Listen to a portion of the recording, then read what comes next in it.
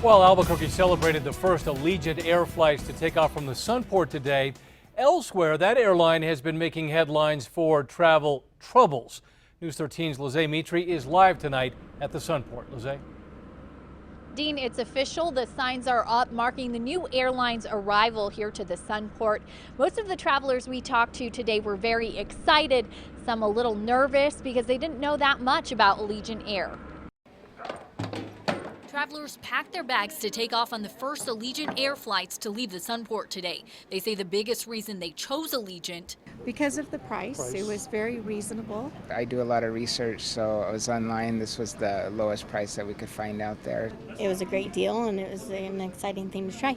But while the city celebrated the launch of Allegiant, the airline was making the news in Florida for travel troubles. An Allegiant plane leaving from the St. Pete Clearwater Airport made an emergency landing today. That same plane made an emergency landing yesterday, too, with concerns of a hydraulic fluid leak. The FAA evaluates an airline's safety every 5 years, but for Allegiant, they're doing that now, 2 years ahead of schedule. The FAA tells us that's not unusual to move up the dates, but also mentioned it's related to an emergency landing last summer when a plane was low on fuel.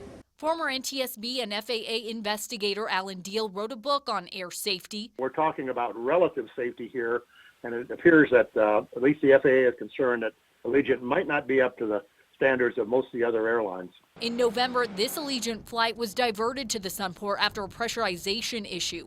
We asked the city about the airline making headlines for emergency landings. Is that concerning at all? No, really it's not a concern. I mean, and that really is something that happens across the country at most airports every day.